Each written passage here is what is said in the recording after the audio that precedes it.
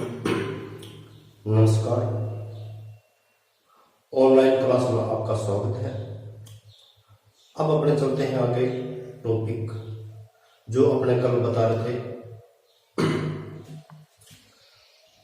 कणों के आकार का आधार पर कोलॉइड बीम का वर्गीकरण। उसके आधार पर जो अपने अंतिम पढ़ा था वो था वृहद अणुक कोलॉइड, और दो भाग बताए थे उसके। पहला था बहु अणुक कोलॉइड और दूसरा था वृहद अणुक colloid.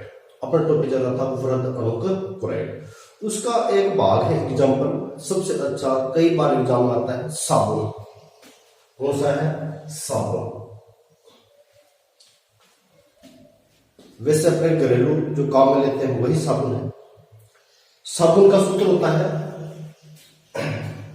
C17H35 COONA। C17H35 COONA। इसका रासायनिक नाम है सोडियम स्टीयरेट। क्या नाम है? Sodium stearate. इसे कहते हैं साबुन। साबुन भी एक प्रकार का वृहद अणु कोलॉइड है। तो इसके अंदर बड़े अणु होते हैं, कम संख्या के अंदर होते हैं, वो सारे सारे कोलॉइड बनाते हैं। अब किस तरह से सफाई होती है वो अपने इसी में बताते हैं। देखो इधर, जैसे ही अपने जल के अंदर साबुन को घोला जाता है तो साबुन का आयनन हो जाता है। साबुन का क्या हो जाता है? आयनन हो जाता है। सोडियम और एस्टेट वाला है, स्टीयरेट भाग अलग हो जाता है, ये आयनिक भाग बन जाता है। इसे कहते हैं स्टीयरेट आयन। इसे कहते हैं स्टीयरेट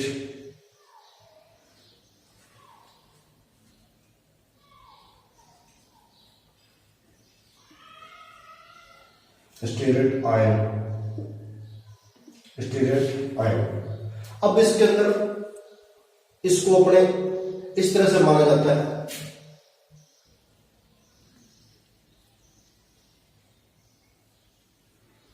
इस तरह से। इसको तो कहते हैं धनायन भाग और इसको कहते हैं ऋणायन भाग। इस सिरे को कहते हैं आयनिक सिरा। इसको कहते हैं आयनिक सिरा, और शेष भाग को कहते हैं अनआयनिक सिरा। अनआयनिक सिरा। ठीक है, ये तो साबुन। अब जैसे ही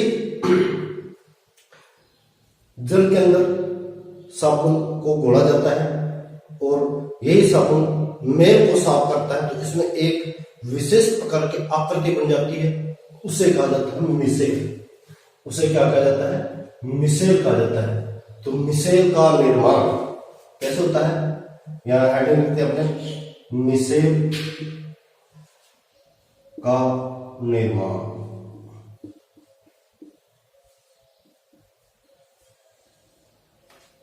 मिसेल का निर्माण यानी माना कि ये गंदगी है कपड़े पे जो लगी रहती है, ये गंदगी है जो कपड़े पर लगी रहती है। जैसे इसमें साबुन लगाते हैं तो इस मैल के चारों ओर ये जो सिरा होता है इस तरह से घेरता है, जैसे अभी बता रहे हैं अपने।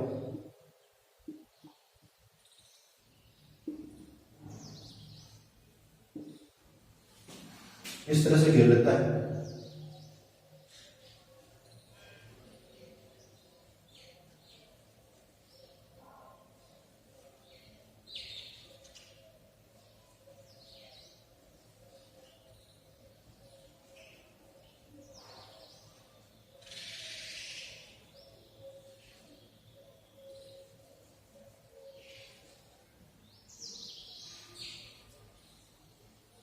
इस तरह से, यानी अनआयनिक भाग तो अंदर की तरफ, अनआयनिक जो भाग सिरा रहता है वो अंदर की तरफ, और आयनिक सिरा बाहर की तरफ रहता है, जिसको अपने ऐसे लिख सकते हैं, ये धनायन वाला भाग।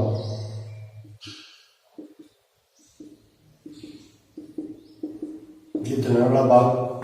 इस तरह से बड़ी हुई संरचना को कहा जाता है मिसेल। इस प्रकार से बड़ी हुई संरचना को क्या कहा जाता है? मिसेल कहा जाता है।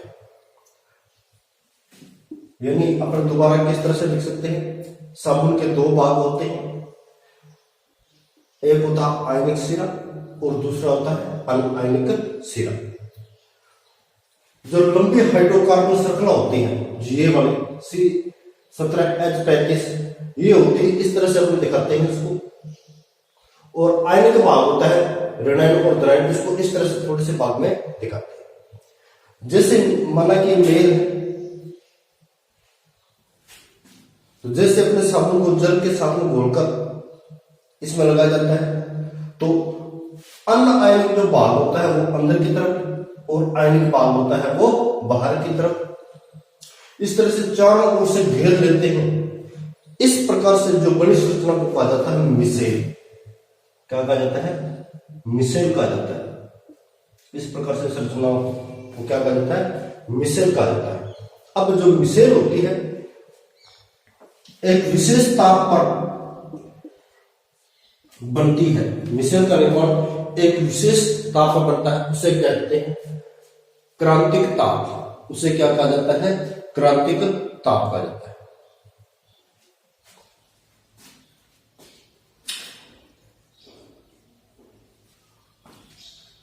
ठीक।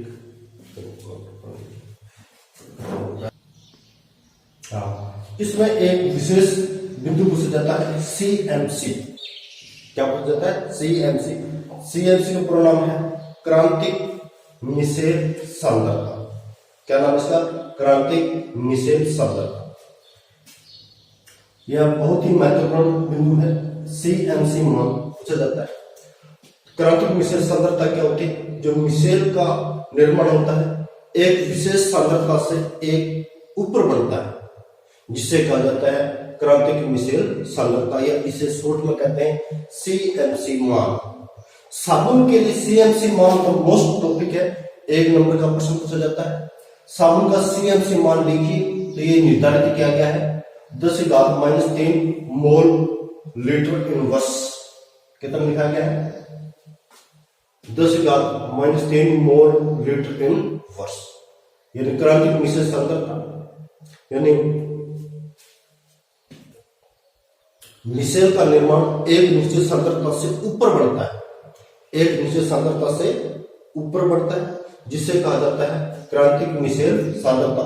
साबुन के लिए क्रांतिक मिसेल सांद्रता का मान होता है 10⁻³ मोल लीटर इनवर्स। ठीक। ये तो प्रश्न इस तरह से पूछा जाता है। इसके अंदर पहली बात साबुन क्या है? तो साबुन को सोडियम स्टीरेट को साबुन कहा जाता है। इसका सूत्र क्या है? अपने सूत्र ध्यान रखना। उसके बाद में इसमें एक विशेष प्रश्न पूछा जाता है मिसेल का निर्माण, जो मैंने आपको चित्र समझा दिया। चित्र भी यही बनेगा मिसेल का निर्माण। ठीक। कई बार क्या होता है यहाँ पर ऋणायन लिखा रहता है। ठीक। वो कोई दिक्कत नहीं, क्योंकि ऋणायन दर्शाते सिर्फ इतना ही भाग दर्शाया जाता है। अगर धनायन दर्शाते इतना भाग दर्शाया जाता है, तो अपने ऋणायन भी लिख सकते हैं यहाँ पर और धनायन भी लिख सकते हैं, कोई गलती नहीं। ठीक है।